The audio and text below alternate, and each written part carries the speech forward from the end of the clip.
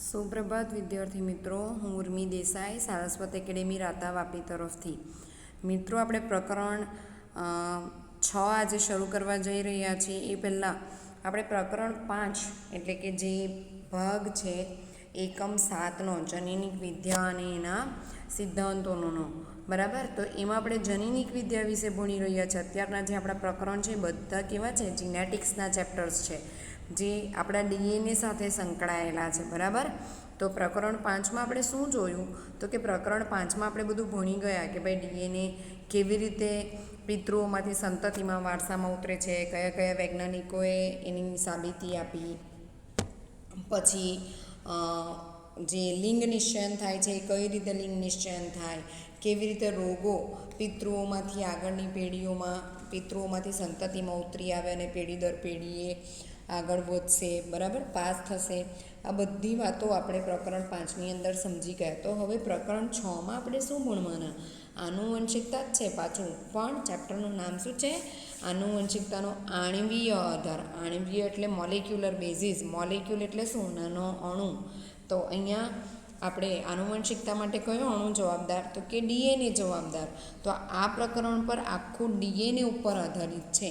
આગળનું પ્રકરણ જે આપણે ભણીએ એ આખું આનુવંશિકતા પર આધારિત હતું. આનુવંશિકતા અને ડીએનએ જુદું નથી. આનુવંશિકતામાં ડીએનએનો ચર્ચા આવે જ, પણ અહીંયા આ પ્રકરણમાં આપણે ડીએનએ શું છે, ડીએનએ કેવી રીતે બનેલું છે, કેવી રીતે એવું નક્કી કરવામાં આવ્યું કે ડીએનએ જ આપણું જનીન દ્રવ્ય છે, આરએનએ કેમ નથી, ત્યાર પછી ડીએનએ કેવી રીતે પોતાનું સ્વયંજનન કરી શકે. તમે અત્યાર સુધી ધોરણ 11 સુધી ભણીને આવ્યા કે કોષ વિભાજન થાય ત્યારે જે કોષ કેન્દ્ર છે એનું વિભાજન થાય અને 2 કોષ કેન્દ્ર બને અને 2 બાળકોષો સર્જાય. તો એ કેવી રીતે થાય? ડીએનએ પોતાનું સ્વયંજનન એકમાંથી 2 કેવી રીતે બને. ત્યાર પછી આપણે આગળના પ્રકરણમાં જોયું કે જનીન પ્રકાર પરથી સ્વરૂપ પ્રકાર નક્કી થાય. જીનોટાઇપ્સ ડિસાઇડ્સ ફિનોટાઇપ, રાઈટ. તો આપણે જોઈશું કે ડીએનએ કેવી રીતે આપણી અંદર બધા પ્રોટીન બનાવે. તો કે ડીએનએ પોતાના પરથી આરએનએ બનાવે અને આરએનએ પ્રોટીન બનાવવા માટે જવાબદાર છે. તો એ જે બધી પ્રક્રિયા છે એ બધી જ પ્રક્રિયાઓ આપણે આ પ્રકરણમાં ડિટેલમાં ભણીશું. તો ચાલો મિત્રો, આપણે આ પ્રકરણ ચાલુ કરીએ. આ પ્રકરણ પણ ખૂબ જ ઇન્ટરેસ્ટિંગ છે, મજા આવશે તમને ભણવાની ડીએનએ વિશે. સૌથી પહેલાં આપણે જોઈશું કે ડીએનએનું સ્ટ્રક્ચર, ડીએનએની રચના શું છે. તમે આમ તો ડીએનએની રચના ધોરણ 11માં ભણીને જ આવ્યા છો, પણ આપણે ફરી પાછું અહીંયા એનું પુનરાવર્તન કરીશું તમારે ટેક્સ્ટ બુકમાં આપ્યું છે એ પ્રમાણે, જેથી કરીને તમને ચેપ્ટર સારી રીતે સમજ પડે. ચાલો જોઈએ આપણે આ પ્રકરણ. પ્રકરણનું નામ છે આનુવંશિકતાનો આણ્વીય આધાર, મોલિક્યુલર બેઝિસ ઓફ ઇનહેરિટન્સ, કે આનુવંશિકતા માટે કયો અણુ જવાબદાર છે. ચાલો, અગાઉના પ્રકરણમાં તમે આનુવંશિક ભાતના જનીન આધાર વિશે અભ્યાસ કર્યો. મેન્ડલના સમયમાં કારકો જે આનુવંશિક ભાતનું નિયંત્રણ કરે છે તેને વિશે કોઈ સ્પષ્ટતા હતી નહીં. આનુવંશિક ભાત એટલે કે ઇનહેરિટન્સ પેટર્ન. આપણે જોયું ને કે ભાઈ માતાની અંદર રોગ થયેલો હોય તો પુત્રની અંદર આવવાના ચાન્સીસ વધારે છે, કારણ કે પુત્ર પાસે એક જ એક્સ રંગસૂત્ર હોય. પુત્રીની અંદર ક્યારે આવે? તો કે માતા અને પિતા બંને વાહક હોય તો જ, અથવા તો માતા વાહક હોય ને પિતાને રોગ થયેલો હોય તો જ પુત્રીની અંદર એ રોગ જોઈ શકાય. તો એ શું છે? પેટર્ન છે, વંશાવળી પૃથ્થકરણ. આપણે જેને પેડિગ્રી એનાલિસિસ, પેડિગ્રી ચાર્ટ કહેતા હતા એ છે, બરાબર. તો આપણે આગળના પ્રકરણમાં એવું ભણ્યા કે મેન્ડલે દર્શાવ્યું આનુવંશિકતાની ભાત એટલે કે ઇનહેરિટન્સ પેટર્ન્સ કેવી રીતે નક્કી કરી શકાય, પણ તેના વિશે એણે કોઈ સ્પષ્ટતા આપી ન હતી. 100 વર્ષ પછી અનુમાનિત જનીન દ્રવ્યનો ખ્યાલ આવ્યો. મેન્ડલે કાર્ય કર્યું પછી 101 વર્ષ પછી ખબર પડી કે આનુવંશિક દ્રવ્ય શું છે. તો કે મોટાભાગના સજીવોમાં આનુવંશિક દ્રવ્ય એ ડીએનએ છે, એટલે કે ડીઓક્સી રિબોન્યુક્લિક એસિડ, જેનો તમે ધોરણ 11માં અભ્યાસ કરી જ ચૂક્યા છો. અને ડીએનએ એ ન્યુક્લિયોટાઇડ્સનો પોલિમર છે. પોલિમર એટલે શું? ઘણા એક જ મોલિક્યુલ હોય તો મોનોમર, 2 હોય તો ડાઈમર. મારી પાસે એક જ પેન્સિલ છે તો મોનોમર, 2 છે તો ડાઈમર, ઘણી બધી પેન્સિલો છે તો એ પોલિમર આખી બોક્સમાં ભરેલી છે. ઉદાહરણ તરીકે એક દોરો છે, એમાં મેં એક જ મોતી પરોવ્યું તો એ મોનોમર, 2 મોતી પરોવ્યા તો ડાઈમર, પણ બહુ બધા મોતી પરોવ્યા તો પોલિમર. એવી રીતે ડીએનએ શું છે? તો કે ડીએનએ બહુ બધા પોલિન્યુક્લિયોટાઇડ્સ એકબીજા સાથે જોડાય અને આખી શૃંખલા બનાવે, ચેઇન બનાવે, એનો પોલિમર છે, બરાબર. ચાલો આપણે આગળ જોઈએ કે જૈવિક તંત્રોમાં 2 પ્રકારના ન્યુક્લિક એસિડ જોવા મળે. જૈવિક તંત્રો એટલે કે આપણે સજીવોની અંદર 2 પ્રકારના ન્યુક્લિક એસિડ હોય. કયા 2 પ્રકારના? તમે ભણી ગયા છો, ડીએનએ અને આરએનએ. ડીએનએનું પૂર્ણ નામ છે ડીઓક્સીરિબોન્યુક્લિક એસિડ અને આરએનએનું પૂર્ણ નામ છે રિબોન્યુક્લિક એસિડ. મોટાભાગના સજીવોમાં ડીએનએ આનુવંશિક દ્રવ્ય તરીકે વર્તે છે, જ્યારે કેટલાક વાયરસમાં આરએનએ આનુવંશિક દ્રવ્ય તરીકે વર્તે છે. કયા વાયરસમાં આરએનએ આનુવંશિક દ્રવ્ય તરીકે છે? ઉદાહરણ તરીકે એચઆઈવીને તમે ઓળખો જ છો, જે એડ્સ નામના રોગ માટે જવાબદાર છે. આપણે પ્રકરણ 4માં જોઈ ગયા, સેક્સ્યુઅલી ટ્રાન્સમિટેડ ડિઝીઝમાં, રાઈટ. ઉદાહરણ તરીકે તમારે યાદ રાખવું હોય તો તમે યાદ રાખી શકો કે એચઆઈવીમાં એનું જનીનદ્રવ્ય આરએનએ છે. મોટાભાગના સજીવોમાં જનીનદ્રવ્ય કોણ હોય? ડીએનએ. પણ કેટલાક વાયરસ એવા છે કે જેની અંદર આરએનએ એનું જનીનદ્રવ્ય હોય. આરએનએ શું કરે? તો કે આરએનએ જનીનદ્રવ્ય સિવાય તે મોટાભાગે સંદેશાવાહક તરીકે કામ કરે, સંદેશાઓનું વહન કરે અને અન્ય કાર્યો પણ કરે, જેમ કે અનુકૂલકારક એડેપ્ટેશન માટે, સંરચનાત્મક કાર્ય અને કેટલીક સ્થિતિમાં તે ઉત્પ્રેરક અણુ એટલે કે ઉત્સેચક તરીકે પણ કામ કરે. જો આરએનએ સાથે રિબોઝોમ્સ જોઈન્ટ થાય તો એને રાઇબોઝાઇમ્સ કહેવાય અને એ ઉત્સેચક તરીકે પણ કાર્ય કરે. ધોરણ 11માં ન્યુક્લિયોટાઇડ્સની સંરચના તથા મોનોમર એકમો જોડાઈને ન્યુક્લિક એસિડના પોલિમર બનવાની રીતનો અભ્યાસ આપણે કરી ચૂક્યા છે. ધોરણ 11માં ન્યુક્લિયોટાઇડ્સ કેવી રીતે બને અને આ ન્યુક્લિયોટાઇડ્સ શેના બનેલા અને કેવી રીતે એ જોડાય એ તમે અભ્યાસ કરી જ ગયા છે. છતાં આપણે આ પ્રકરણની અંદર આમાં આગળ જઈશું એટલે આવશે, ફરી પાછું હું તમને સમજાવીશ. આ પ્રકરણમાં આપણે શું ભણવાના છે? તો કે આ પ્રકરણમાં આપણે ડીએનએની સંરચના એટલે કે ડીએનએની રચના કેવી છે, તેનું સ્વયંજનન, એ પોતાના જ જેવી પોતાની કોપી, ઝેરોક્સ કોપી કેવી રીતે બનાવી શકે, ડીએનએમાંથી આરએનએ કેવી રીતે બને, જેને કહેવાય પ્રત્યાંકન એટલે કે ટ્રાન્સક્રિપ્શન. અને જ્યારે ટ્રાન્સક્રિપ્શન થાય ત્યારે જનીન સંકેત, આરએનએ ઉપર જે આવે એને કહેવાય જનીન સંકેત, અને જનીન સંકેતમાંથી પ્રોટીન બને, જેમાં એમિનો એસિડનો ક્રમ હોય, અને પ્રોટીન બનવાની જે ક્રિયા છે એને ભાષાંતરણ એટલે કે ટ્રાન્સલેશન કહેવામાં આવે છે. અને તેના નિયંત્રણ પ્રાથમિક આધાર વિશે ચર્ચા કરીશું. કયા સમયે શરીરમાં કયું પ્રોટીન બનશે, એ કેવી રીતે નિયંત્રિત થાય, એ પણ આપણે આ પ્રકરણની અંદર ભણીશું. એટલે મિત્રો તમે જોઈ શકો છો કે આ પ્રકરણમાં આપણે ખૂબ જ અગત્યની વાતો બધી કરવાના છે. ડીએનએની રચના જોવાના છે, ડીએનએ પોતાના જ જેવી બીજી કોપી એટલે કે સ્વયંજનન, રેપ્લિકેશન કઈ રીતે કરી શકે એ જોવાના છે. ડીએનએ પોતાનામાંથી આરએનએ કેવી રીતે બનાવે એટલે કે પ્રત્યાંકન, ટ્રાન્સક્રિપ્શનની પ્રક્રિયા આપણે ભણવાના છે. આરએનએ ઉપર જે ડીએનએનો સંદેશો આવે એને જનીનિક સંકેતો કહેવાય, તો આપણે જનીનિક સંકેતો વિશે ભણવાના છે. જનીનિક સંકેતોના આધારે આરએનએ પરથી પ્રોટીન બને એને ભાષાંતરણ કહેવાય એટલે કે ટ્રાન્સલોકેશન કહેવાય, તો એ આપણે ભણવાના છીએ. અને શરીરમાં કયા સમયે કયું પ્રોટીન બનશે એ કેવી રીતે નિયંત્રિત થાય એને આપણે જનીન નિયંત્રણ લેક ઓપેરોનના ઉદાહરણ દ્વારા સમજીશું. બરાબર. છેલ્લા દશકામાં માનવ જનીન સંકુલ એટલે કે હ્યુમન જીનોમમાં ન્યુક્લિયોટાઇડ્સના પૂર્ણક્રમના નિર્ધારથી જીનોમિક્સના નવા યુગની શરૂઆત થઈ. હવે આ હ્યુમન જીનોમ શું છે? હ્યુમન જીનોમ એટલે આપણા મનુષ્યનું ડીએનએ. બરાબર. તો આપણા ડીએનએનું બધું સિક્વન્સિંગ એટલે ડીએનએમાં એડેનાઇન, થાઇમિન, ગ્વાનિન, સાઇટોસિન નામના નાઇટ્રોજન બેઝ આવેલા છે, જે તમે ધોરણ 11માં ભણી ગયા, એ તમને યાદ હતો, રાઈટ. તો એ આખું સિક્વન્સિંગ આપણા ડીએનએનું કરી નાખવામાં આવ્યું છે. જ્યારથી આપણા ડીએનએનું સિક્વન્સિંગ કરવામાં આવ્યું ત્યારથી જીનોમિક્સ એટલે કે જીનેટિક્સની અંદર નવા યુગની શરૂઆત થઈ છે. આ પ્રકરણના અંતિમ ભાગમાં આપણે હ્યુમન જીનોમ વિશે પણ વાતો કરીશું અને એ કેવી રીતે આપણને ઉપયોગી છે, એની અંદર કેવા સંશોધનો થઈ ગયા છે અને કેવા સંશોધનો હજી બાકી છે એ વિશે પણ આપણે ચર્ચા કરીશું. ચાલો આપણે સૌથી પહેલાં ચર્ચાની શરૂઆત કરીએ જૈવિક તંત્રમાં જોવા મળતા રસપ્રદ અણુ ડીએનએની સંરચના. સૌથી પહેલાં આપણે જોઈશું ડીએનએની રચના. શા માટે ડીએનએ વિપુલ પ્રમાણમાં જોવા મળતું જનીનિક દ્રવ્ય છે અને તેનો આરએનએ સાથે શું સંબંધ છે? આપણે એવું કીધું કે મોટાભાગના સજીવો બધા પાસે શું છે? ડીએનએ.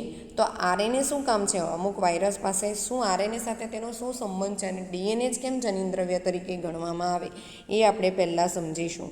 બરાબર. તો ચાલો શરૂઆત કરીએ ડીએનએની. ડીએનએનું પૂર્ણ નામ હવે બધાને આવડવું જોઈએ. ડીએનએનું પૂર્ણ નામ શું છે? ડીએનએનું પૂર્ણ નામ છે ડીઓક્સીરિબોન્યુક્લિયોટાઇડ્સ અથવા તો ડીઓક્સીરિબોન્યુક્લિક એસિડ. ડીએનએનું પૂર્ણ નામ શું છે? ડિઓક્સીરિબોન્યુક્લિક એસિડ, જે ડીએનએનો લાંબો પોલિમર છે. ડીએનએની લંબાઈ તેમાં જોવા મળતા ન્યુક્લિયોટાઇડ્સ એટલે કે બેઝ જોડના કારણે હોય છે, જે સજીવની લાક્ષણિકતા છે. ઉદાહરણ તરીકે બેક્ટેરિયોફેજ એક પ્રકારના વાયરસ છે, જેનું ઉદાહરણ છે બેક્ટેરિયોફેજ 5174, જેની પાસે 5386 ન્યુક્લિયોટાઇડ આવેલા છે, જ્યારે બીજા બેક્ટેરિયોફેજ લેમ્ડા એની અંદર 48502 બેઝ જોડ આવેલી છે. ઇશેરિશિયા કોલી જેને તમે ઓળખો છો, કોલીની અંદર 4.6 × 10⁶ બેઝ પર આવેલી છે. અને મનુષ્યની અંદર જો એકકીય એટલે કે 23 જોડ નહીં, ટોટલ 46 રંગસૂત્રો નહીં, ખાલી 23 રંગસૂત્રોની વાત કરીએ તો 3.3 × 10⁻⁹ બેઝ પેર આવેલા છે. તો આ બધા જે ડેટા છે એ તમારે તમારા MCQ માટે યાદ રાખવાના છે કે બેક્ટેરિયોફેજની અંદર કેટલા ન્યુક્લિયોટાઇડ આવેલા. બેક્ટેરિયોફેજ 5174ની અંદર 5386 ન્યુક્લિયોટાઇડ આવેલા. બેક્ટેરિયોફેજ લેમ્ડાની અંદર 48502 ન્યુક્લિયોટાઇડ આવેલા. ઇશેરિશિયા કોલીની અંદર ન્યુક્લિયોટાઇડની જોડ આવેલી એવું કહી શકો તમે. ઇશેરિશિયા કોલીની અંદર 4.6 × 10⁶ બેઝ પેર આવેલા. અને મનુષ્યના એકકીય ડીએનએની વાત કરીએ તો 3.3 × 10⁹ બેઝ પેર આવેલા. પણ મનુષ્ય કેવો સજીવ છે? દ્વિકીય. તો દ્વિકીય મનુષ્યની વાત કરીએ તો એની અંદર 3.3નું ડબલ કરવાનું એટલે 6.6 × 10⁹ બેઝ પેર આવેલા છે. હવે આપણે આગળ જોઈએ. આ બધા ડેટા તમારે યાદ રાખવાના છે મિત્રો. હવે આપણે જોઈએ પોલીન્યુક્લિયોટાઇડ શૃંખલાની સંરચના. પોલીન્યુક્લિયોટાઇડ શૃંખલાની સંરચના એટલે કે ડીએનએનો અણુ કેવી રીતે બનેલો છે, હું પહેલાં તમને સ્ક્રીન ઉપર સાદી રીતે સમજાવીશ, પછી આપણે ટેક્સ્ટબુક પ્રમાણે જોઈશું એટલે તમને સમજ પડે. બરાબર. ન્યુક્લિયોટાઇડ્સ એટલે હું લખીશ NTD. મોબાઈલની સ્ક્રીન નાની છે મિત્રો એટલે થોડું શોર્ટમાં સમજાવીશ. ન્યુક્લિયોટાઇડ એટલે NTD. ન્યુક્લિયોટાઇડ શેના બનેલા? તો કે ન્યુક્લિયોસાઇડના. ન્યુક્લિયોટાઇડ શેના બનેલા? ન્યુક્લિયોસાઇડના. ન્યુક્લિયોસાઇડ જ્યારે ફોસ્ફેટ સાથે જોડાય ત્યારે બનતી રચના એટલે ન્યુક્લિયોટાઇડ. હવે ન્યુક્લિયોસાઇડ શેના બનેલા? તો કે ન્યુક્લિયોસાઇડ નાઇટ્રોજન બેઝ અને પેન્ટોઝ શર્કરાના બનેલા. શેના બનેલા? પેન્ટોઝ શર્કરાના. આટલું બધાને ખ્યાલ આવ્યો? ડીએનએ આપણે એવું ભણીએ ને કે ડીએનએ શેનો પોલિમર છે? ન્યુક્લિયોટાઇડ્સનો પોલિમર છે. એક જ ન્યુક્લિયોટાઇડની આપણે વાત કરીએ, એક સિંગલ ન્યુક્લિયોટાઇડ કેવી રીતે બનેલો? તો કે ન્યુક્લિયોસાઇડ અને ફોસ્ફેટનો બનેલો. ન્યુક્લિયોસાઇડ કેવી રીતે બનેલા? તો કે નાઇટ્રોજન બેઝ અને પેન્ટોઝ શર્કરાનો બનેલો. બરાબર. હવે આપણે પાછા જોઈએ આગળ. આપણે નાઇટ્રોજન બેઝ અને પેન્ટોઝ શર્કરા સુધી પહોંચ્યા. તો હવે નાઇટ્રોજન બેઝ કેટલા પ્રકારના છે? તો કે 2 પ્રકારના છે. કયા? તો કે પ્યુરિન અને પિરિમિડિન. કયા છે? પ્યુરિન અને પિરિમિડિન. પ્યુરિન કયા છે? તો કે એડેનાઇન અને ગ્વાનિન. આ પ્યુરિન છે. અને પિરિમિડિન કયા છે? થાઇમિન અને સાઇટોસિન. આ પિરિમિડિન છે. AGTC. બરાબર. પ્યુરિન અને પિરિમિડિન. અને શર્કરા કઈ આવેલી? તો તમે ડીએનએના નામમાં બોલો છો ડિઓક્સીરિબોઝ. રાઈટ. શર્કરા કઈ આવેલી? ડિઓક્સીરિબોઝ. બરાબર. તો હવે આપણે સમજીએ કે ડીએનએ કેવી રીતે બનેલો. તો કે એડેનાઇન જોડાશે. આ શું છે? નાઇટ્રોજન બેઝ છે. એડેનાઇન શું છે? નાઇટ્રોજન બેઝ છે. કોની સાથે જોડાશે? તો કે ડિઓક્સીરિબોઝ નામની શર્કરા સાથે જોડાશે. ડિઓક્સીરિબોઝ નામની શર્કરા સાથે જોડાશે. આ શું છે? શર્કરા છે. બરાબર. આ શું છે? શર્કરા છે. હવે આ ડિઓક્સીરિબોઝ ફોસ્ફેટ સાથે જોડાશે. આ 3 જણા ભેગા મળે ત્યારે એક ન્યુક્લિયોટાઇડ બને. 3 ભેગા મળે ત્યારે એક ન્યુક્લિયોટાઇડ બને. આશા રાખું કે તમને આ સમજ પડી હશે. હવે આપણે જોઈએ કે નાઇટ્રોજન બેઝ એ પેન્ટોઝ શર્કરા સાથે જોડાય કેવી રીતે. તો પેન્ટોઝ શર્કરાનું આપણે સ્ટ્રક્ચર જોઈએ. આ પેન્ટોઝ શર્કરા છે. બધાને કાર્બન ગણતા આવડે? અહીંયા ફર્સ્ટ, અહીંયા સેકન્ડ, અહીંયા થર્ડ, અહીંયા ફોર્થ અને અહીંયા ઉપર 5. એટલે આ પેન્ટોઝ 5 કાર્બન આવેલા એટલે આ પેન્ટોઝ શર્કરા. તો ફર્સ્ટ કાર્બન પર હાઇડ્રોક્સિલ ગ્રુપ હશે, એની સાથે એડેનાઇન જોઈન થાય. એડેનાઇન શું છે? Nitrogen base. કેવા પ્રકારનો નાઇટ્રોજન બેઝ? તો કે પ્યુરિન પ્રકારનો નાઇટ્રોજન બેઝ, અને આ એડેનાઇન તમારા ફર્સ્ટ રિબોઝ શર્કરાના ફર્સ્ટ ડિઓક્સીરિબોઝ શર્કરાના ફર્સ્ટ કાર્બન સાથે હાઇડ્રોક્સિલ સાથે જોડાશે, અને અહીંયા જે બંધ બને તે બંધ કયો? એન ગ્લાયકોસિડિક બંધ, એન ગ્લાયકોસિડિક બોન્ડ, બરાબર, અથવા તો બંધ ગુજરાતીમાં બોલો તો. આ બધાને સમજ પડી કે પેન્ટોઝ શર્કરા છે અને પેન્ટોઝ શર્કરા સાથે નાઇટ્રોજન બેઝ જોડાશે. ક્યાં જોડાય?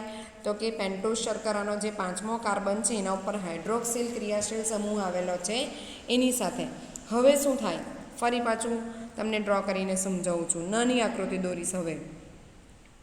આ પેન્ટોઝ શર્કરા છે, બરાબર. આપણે જોયું પેન્ટોઝ શર્કરા સાથે અહીંયા એડિનાઇન જોઈન્ટ થઈ જાય. એક જ મિનિટ. આ પેન્ટોઝ શર્કરા છે.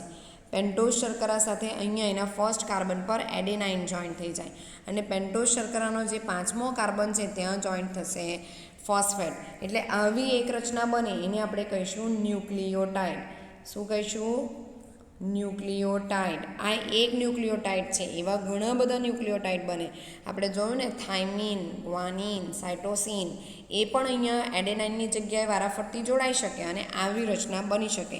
આવા ઘણા બધા ન્યુક્લિયોટાઇડ બને, અને એ બધા ન્યુક્લિયોટાઇડ, ઉદાહરણ તરીકે પહેલો ન્યુક્લિયોટાઇડ એડેનાઇનનો છે, બીજો ન્યુક્લિયોટાઇડ થાઇમિનનો છે, ત્રીજો ન્યુક્લિયોટાઇડ પાછો એડેનાઇનનો છે, ચોથો ન્યુક્લિયોટાઇડ ગ્વાનિન છે. આવી રીતે બધા લાઇનમાં જોડાતા જાય, અને લાઇનમાં જ્યારે જોડાય ત્યારે એમની વચ્ચે જે બંધ બને તે 3-5- ફોસ્ફોડાયસ્ટર બોન્ડ, ફોસ્ફોડાયસ્ટર બોન્ડ અથવા તો બંધ, બરાબર. અને આવી રીતે આખી એક ચેન બને. તમે વિચારી શકો છો કે આ એક મેં બોક્સ પાડ્યું, એમાં 3 વસ્તુઓ છે. કઈ કઈ? એક નાઇટ્રોજન બેઝ છે, એક પેન્ટોઝ શર્કરા છે, અને એક ફોસ્ફેટ છે. તો આ 3 ભેગા મળે ત્યારે એક ન્યુક્લિયોટાઇડ, ફરી પાછા 3 ભેગા મળે ત્યારે બીજો ન્યુક્લિયોટાઇડ, ફરી પાછા 3 રચના ભેગા મળે ત્યારે ત્રીજો ન્યુક્લિયોટાઇડ. હવે આ ન્યુક્લિયોટાઇડ એકબીજા સાથે જોડાય અને લાંબી શૃંખલા બનાવે, એને આપણે કહીશું પોલીન્યુક્લિયોટાઇડ, બરાબર. આવી એક પોલીન્યુક્લિયોટાઇડ બની. આ એક પોલીન્યુક્લિયોટાઇડ છે, બરાબર. એવી બીજી પોલીન્યુક્લિયોટાઇડની શૃંખલા બને. તો ડીએનએ કેવો હોય? ડીએનએની રચના તમને ખબર છે ને? આવી રીતે તમે ડીએનએ ડ્રો કરો છો, બરાબર. તો ડીએનએમાં 2 પોલીન્યુક્લિયોટાઇડની શૃંખલા હોય, અને બંને પોલીન્યુક્લિયોટાઇડની શૃંખલા એકબીજા સાથે આવી રીતે કુંતલ આકારે એકબીજાને અમળાય છે, કુંતલ આકારે એકબીજાની ફરતે વીંટળાય છે અને રચના બનાવે એ ડીએનએની. હજી અહીંયા એક વસ્તુ સમજવાની છે કે જે સૌથી પહેલું તમે નાઇટ્રોજન બેઝ લીધું એની રચના શું હશે? અહીંયા બતાવું છું. સૌથી પહેલો નાઇટ્રોજન બેઝ લીધું, અહીંયા એડેનાઇન છે અને અહીંયા ફોસ્ફેટ છે. હવે મેં તમને કીધું કે બીજો નાઇટ્રોજન બેઝ જોડાય તે કેવી રીતે જોડાય? તો અહીંયા ત્રીજા કાર્બન સાથે અહીંયા બીજો નાઇટ્રોજન બેઝનો ફોસ્ફેટ જોડાશે. આવી રીતે ઘણા બધા નાઇટ્રોજન બેઝ એકબીજા સાથે જોડાયેલા છે. છેલ્લું જે શર્કરા બચશે એનો તો ત્રીજા નંબરનો કાર્બન ફ્રી રહેવાનો, કારણ કે હવે આગળ કોઈ ફોસ્ફેટ જોડાવા આવવાનો નથી. એટલે તમે જે પોલીન્યુક્લિયોટાઇડ ચેન બનાવી એમાં પહેલી જે ન્યુક્લિયોટાઇડ છે એનો 5મા નંબરનો કાર્બન ફ્રી રહેવાનો, અને છેલ્લો ન્યુક્લિયોટાઇડ છે એનો 3જા નંબરનો કાર્બન ફ્રી રહેવાનો, બરાબર. તો આ 5મા અને 3જા નંબરનો કાર્બન ફ્રી રહે ત્યારે આને કહેવાય 5' એન્ડ અથવા તો 5' અંત ડીએનએનો, અને 3' અંત ગુજરાતીમાં કહીએ તો. આમ તો 5' એન્ડ અને 3' એન્ડ એવું જ કહેવાય. તો હવે આપણે જોયું કે ડીએનએ આવી રીતે 2 ન્યુક્લિયોટાઇડની ચેનનો બનેલો છે, 5' 3', 5' 3'. પણ જ્યારે આ 2 પોલીન્યુક્લિયોટાઇડ ચેન એકબીજાની પ્રત્યે આવી રીતે અમળાય ત્યારે વિરુદ્ધ દિશામાં અમળાય. વિરુદ્ધ દિશામાં એટલે શું? આ એક ચેન છે, આ 5' થી 3' છે, તો બીજી ચેન આમ અમળાશે વિરુદ્ધ દિશામાં, એટલે કે એનો 5' અહીંયા આવશે અને 3' અહીંયા આવશે, બરાબર. આવી રીતે ડીએનએની રચના થાય. હવે હજી આપણે થોડું સમજવાનું છે. તો કે આ જે રચના બની, બરાબર, ડીએનએનું એક હેલિક્સ અથવા તો એક કુંતલ. આ એક કુંતલની અંદર શું હોય? તો તમે આમ લાઈન બતાવો છો ડીએનએમાં આવી રીતે, બરાબર. તો આ બધી લાઈન તમે શેની બતાવો? તો કે આપણે જોયું ને કે પ્યુરિન અને પિરિમિડિન 2 હોય. તો પ્યુરિનમાં કોણ હોય? પ્યુરિનમાં એડેનાઇન અને ગ્વાનિન હોય. પિરિમિડિનમાં કોણ હોય? થાઇમિન અને સાઇટોસિન. તો એડેનાઇન હંમેશા થાઇમિન સાથે જોડાય અને ગ્વાનિન હંમેશા સાઇટોસિલ સાથે જોડાય. એટલે શું? તો તો કે આ એક શૃંખલા છે, અહીંયા એડેનાઇન છે, અહીંયા થાઇમિન, અહીંયા ગ્વાનિન, અહીંયા સાઇટોસિન, આવી રીતે છે. તો બીજી શૃંખલા જે આવશે ને એના ઉપર આવી રીતે, તો એડેનાઇનની સામે અહીંયા થાઇમિન હશે, થાઇમિનની સામે એડેનાઇન હશે, ગ્વાનિનની સામે સાઇટોસિન હશે. સમજ પડે છે બધાને? Adenine, thiamine, guanine, cytosine. એટલે તમે જ્યારે પોલીન્યુક્લિયોટાઇડ ડ્રો કરો છો આવી રીતે, તો અહીંયા દર્શાવું છું, અહીંયા એડેનાઇન હશે તો અહીંયા થાઇમિન, અહીંયા ગ્વાનિન હશે તો અહીંયા સાઇટોસિન, અહીંયા સાઇટોસિન હોય તો ગ્વાનિન, બરાબર. તો આ એક કુંતલની અંદર આવી બેઝ પેર, કેમ બેઝ પેર કહેવાય? નાઇટ્રોજન બેઝ છે એટલે. નાઇટ્રોજન બેઝની જોડીઓ કેટલી આવેલી હોય? 10. હવે આ ડીએનએનો એક કુંતલ છે એની લંબાઈ કેટલી હોય? તો કે 0.34 નેનોમીટર. કેટલી હોય? 0.34 નેનોમીટર. હવે આ 0.34 નેનોમીટર એક કુંતલની લંબાઈ છે. એની અંદર કેટલા નાઇટ્રોજન બેઝ આવેલા? તો કે 10 આવેલા. તો 0.34 ભાગ્યા 10 કરો એટલે 2 નાઇટ્રોજન બેઝ વચ્ચેનું ડિસ્ટન્સ કેટલું મળે તમને? 3.4. બરાબર. ચાલો જોઈએ હવે ટેક્સ્ટ બુકમાંથી. થોડું હજી ડીએનએની રચનામાં ઘણું શીખવાનું બાકી છે, પણ આપણે જેટલું જોયું ને કે nitrogen base, pentose sugar, phosphate જોડાય, ન્યુક્લિયોટાઇડ બને, એન ગ્લાયકોસિડિક બોન્ડ બને, 3' 5' એન્ડ બને, એટલું આપણે આજે અહીંયા ડિસ્કસ કરી લઈએ. બાકીનું આગળનું આપણે આ બીજા આવતા વિડીયો લેક્ચરમાં જોઈશું. ચાલો જોઈએ આપણે પોલીન્યુક્લિયોટાઇડ શૃંખલા કેવી રીતે બને, ડીએનએની રચના કેવી રીતે થાય. તો કે પોલીન્યુક્લિયોટાઇડ શૃંખલા ડીએનએ અથવા આરએનએની રાસાયણિક સંરચનાને સંક્ષિપ્તમાં યાદ કરીએ, ટૂંકમાં યાદ કરીએ. આ બધું તમે ધોરણ 11માં એકચ્યુઅલી ભણી જ ગયા છો. ન્યુક્લિયોટાઇડ 3 ઘટકો ધરાવે, મેં તમને કીધું એ રીતે. નાઇટ્રોજન બેઝ, પેન્ટોઝ શર્કરા અને ફોસ્ફેટ જૂથ. હવે પેન્ટોઝ શર્કરા 2 પ્રકારની હોય, રિબોઝ અને ડીઓક્સીરિબોઝ. જો ડીએનએ હોય તો ડીઓક્સીરિબોઝ અને આરએનએ હોય તો રિબોઝ. ત્યાર પછી નાઇટ્રોજન બેઝ 2 પ્રકારના, પ્યુરિન અને પિરિમિડિન. જે મેં તમને કીધું, પ્યુરિન 2 છે, એડેનાઇન અને ગ્વાનિન, અને પિરિમિડિન 3 છે, સાઇટોસિન, યુરેસિલ અને થાઇમિન. મેં યુરેસિલનું નામ કેમ ના લીધું? કારણ કે આપણે ડીએનએની વાત કરીએ છીએ. ડીએનએની અંદર થાઇમિન હોય, યુરેસિલ હોતો નથી, જ્યારે આરએનએની અંદર યુરેસિલ હોય પણ થાઇમિન હોતો નથી. બરાબર. હવે સાઇટોસિન ડીએનએ તેમજ આરએનએ બંનેમાં જોવા મળે, પણ થાઇમિન ફક્ત ડીએનએમાં જોવા મળે, જ્યારે યુરેસિલ ફક્ત આરએનએમાં જોવા મળે. નાઇટ્રોજન બેઝ પેન્ટોઝ શર્કરાના ફર્સ્ટ કાર્બન હાઇડ્રોક્સિલ સમૂહ સાથે એન ગ્લાયકોસિડિક બંધ દ્વારા જોડાઈને ન્યુક્લિયોસાઇડ બનાવે છે. મેં તમને પેન્ટોઝ શર્કરા ડ્રો કરીને સમજાવ્યું કે આ પેન્ટોઝ શર્કરાનો ફર્સ્ટ કાર્બન છે, એની પાસે હાઇડ્રોક્સિલ સમૂહ છે, અને આ હાઇડ્રોક્સિલ સમૂહ સાથે પ્યુરિન કે પિરિમિડિન જોડાય એટલે બનતી રચના ન્યુક્લિયોસાઇડ. અને જો 5મા કાર્બન પર ફોસ્ફેટ જોડાય તો બનતી રચના ન્યુક્લિયોટાઇડ. બરાબર. ફક્ત આટલું જ હોય, આટલી જ રચના હોય તો ન્યુક્લિયોસાઇડ, પણ જો સાથે ફોસ્ફેટ પણ જોડાયેલો હોય તો બનેલી રચના ન્યુક્લિયોટાઇડ. બરાબર. જોઈએ, જો ફક્ત ન્યુક્લિયોસાઇડ હોય તો ન્યુક્લિયોસાઇડને નામ આપવામાં આવે એડિનોસાઇન, એટલે કે આરએનએમાં હોય તો એડિનોસાઇન, ડીએનએમાં હોય તો ડીઓક્સી એડિનોસાઇન, ગ્વાનોસાઇન, ડીઓક્સી ગ્વાનોસાઇન, સાઇટિડીન, ડીઓક્સી સાઇટોડીન, યુરિડીન. કેમ ખાલી યુરિડીન? કારણ કે આરએનએમાં છે, અને ડીઓક્સીથાઇમિન કારણ કે એ ફક્ત ડીએનએમાં છે. જ્યારે ફોસ્ફેટ સમૂહ ફોસ્ફોએસ્ટર બંધ દ્વારા ન્યુક્લિયોટાઇડના 5મા કાર્બનના હાઇડ્રોક્સિલ સમૂહ સાથે જોડાય ત્યારે બનતી રચના એટલે ન્યુક્લિયોટાઇડ. હવે 2 ન્યુક્લિયોટાઇડ્સ 3' 5' ફોસ્ફોડાયસ્ટર બંધ દ્વારા જોડાઈને ડાયન્યુક્લિયોટાઇડનું નિર્માણ કરે. 2 ન્યુક્લિયોટાઇડ જોડાય તો ડાયન્યુક્લિયોટાઇડ, અને 3' 5' એન્ડ શું છે એ મેં તમને સમજાવ્યું. બરાબર. હવે આ રીતે અસંખ્ય ન્યુક્લિયોટાઇડ્સ જોડાઈને પોલીન્યુક્લિયોટાઇડનું નિર્માણ કરે. ઘણા બધા ન્યુક્લિયોટાઇડ્સ લાઇનમાં જોડાય અને પોલીન્યુક્લિયોટાઇડ બને.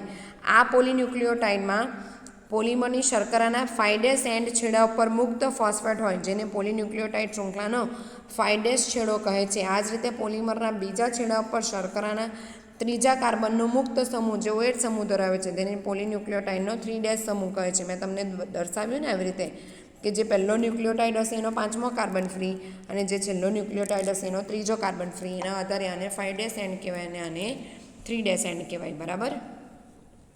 હવે પોલીન્યુક્લિયોટાઇડ શૃંખલાનું નિર્માણ શર્કરા અને ફોસ્ફેટ દ્વારા થાય છે. આકૃતિમાં તમે જોઈ શકો છો કે આ જે છે એ શર્કરા છે ને આ છે એ ફોસ્ફેટ છે. નાઇટ્રોજન બેઝ બહારની બાજુ આવેલા છે આવી રીતે, બરાબર. એટલે ડીએનએમાં એનું બેકબોન, એનો આધાર કોણ બનાવે? ફોસ્ફેટ અને શર્કરા. નાઇટ્રોજન બેઝ શર્કરાના છેડા સાથે જોડાય છે જે આધાર પાસેથી ઉપસી આવે છે. આરએનએના પ્રત્યેક અવશેષિત ન્યુક્લિયોટાઇડ રિબોઝના 2' સ્થાન પર એક વધારાનો હાઇડ્રોક્સિલ સમૂહ હોય. આરએનએમાં થાઇમિન નામની જગ્યાએ યુરેસિલ જોવા મળે. આરએનએમાં આપણે આગળ વાત કરી ગયા શું હોય? થાઇમિનની જગ્યાએ યુરેસિલ હોય. તો મિત્રો આજે આપણે આટલું જ સમજીએ. તમે આ વિડીયોને 2-3 વાર જોજો જેથી તમને ખ્યાલ આવે કે ડીએનએની રચના કેવી રીતે બનેલી છે. તો જ તમને ડીએનએનું સ્વયંજનન, પ્રત્યાંકન અને ટ્રાન્સલેશન એટલે કે ભાષાંતરણ સમજવામાં સરળતા રહેશે. ફરી પાછું એકવાર ડીએનએ કેવી રીતે બનેલું? તો કે ડીએનએ પાસે નાઇટ્રોજન બેઝ, પેન્ટોઝ શર્કરા અને ફોસ્ફેટ આવેલો. નાઇટ્રોજન બેઝ કયા? તો કે 2 પ્રકારના, પ્યુરિન અને પિરિમિડિન. પ્યુરિનમાં કોનો સમાવેશ થાય? તો કે એડેનાઇન અને ગ્વાનિન. પિરિમિડિનમાં કોનો સમાવેશ થાય? તો કે થાઇમિન, સાઇટોસિલ અને યુરેસિલ. પણ યુરેસિલ ડીએનએમાં આવેલું નથી. ત્યાર પછી પેન્ટોઝ શર્કરા પણ 2 પ્રકારની છે, ડીઓક્સીરિબોઝ અને રિબોઝ. જેમાં ડીઓક્સીરિબોઝ આરએનએમાં આવેલી અને ડીઓક્સીરિબોઝ ડીએનએમાં આવેલી અને આરએનએમાં ફક્ત રિબોઝ શર્કરા આવેલી. આપણે અહીંયા ફક્ત ડીએનએની વાત કરી રહ્યા છીએ એટલે આપણે ડીઓક્સીરિબોઝને કન્સિડર કરશું. હવે નાઇટ્રોજન બેઝ જો પેન્ટોઝ શર્કરા સાથે જોડાય, એડેનાઇન, થાઇમિન, ગ્વાનિન અને સાઇટોસિન 4માંથી કોઈ પણ પેન્ટોઝ શર્કરા ડીઓક્સીરિબોઝ શર્કરા સાથે જોડાય તો એને ન્યુક્લિયોસાઇડ કહેવાય. અને ન્યુક્લિયોસાઇડમાં રિબોઝ શર્કરાના 5મા કાર્બન ઉપર જો ફોસ્ફેટ જોડાય તો બનતી રચનાને આપણે કહીશું ન્યુક્લિયોટાઇડ. ઘણા બધા 2 ન્યુક્લિયોટાઇડ એકબીજા સાથે જોડાય તો એને કહેવાય ડાયન્યુક્લિયોટાઇડ અને ઘણા બધા ન્યુક્લિયોટાઇડ એકબીજા સાથે જોડાય તો એને કહેવાય પોલીન્યુક્લિયોટાઇડ, બરાબર. હવે પોલીન્યુક્લિયોટાઇડથી એક આખી શૃંખલા બને એને કહેવાય પોલીન્યુક્લિયોટાઇડની ચેન અથવા પોલીન્યુક્લિયોટાઇડની શૃંખલા. હવે પોલીન્યુક્લિયોટાઇડની શૃંખલામાં જે પહેલો ન્યુક્લિયોટાઇડ હશે એનો 5મો કાર્બન મુક્ત રહેશે એટલે કે ફ્રી રહેશે અને જે છેલ્લો ન્યુક્લિયોટાઇડ હશે એનો 3જો કાર્બન ફ્રી રહેશે એટલે કે મુક્ત રહેશે. એવી 2 પોલીન્યુક્લિયોટાઇડ શૃંખલાએ એકબીજાની પ્રત્યે વીંટળાય છે અને કુંતલ આકારની, સરણી આકારની રચના બનાવે છે. પણ 2 પોલીન્યુક્લિયોટાઇડ શૃંખલા એકબીજાની પ્રત્યે કેવી રીતે વીંટળાય? તો કે પરસ્પર વિરુદ્ધ દિશામાં. એટલે આ એક પોલીન્યુક્લિયોટાઇડ શૃંખલા છે 5' to 3' તો બીજી પોલીન્યુક્લિયોટાઇડ શૃંખલા વિરુદ્ધ દિશામાં, એનો 5' અહીંયા આવશે અને 3' અહીંયા આવશે. આ રીતે ડીએનએની રચના થાય છે, બરાબર. હજી મેં તમને એક કુંતલનું અંદર 10 બેઝ પેર આવેલા હોય અને બેઝ પેર વચ્ચેનું ડિસ્ટન્સ કેટલું હોય એ બધું આપણે જે આગળ થોડી વાતો કરી એ હવે આપણે આગળના નેક્સ્ટ વિડીયો લેક્ચરમાં વાતો કરીશું, બરાબર મિત્રો. ત્યાં સુધી આવજો મિત્રો અને આ જનીન વિદ્યાના પ્રકરણને વાંચતા રહેજો.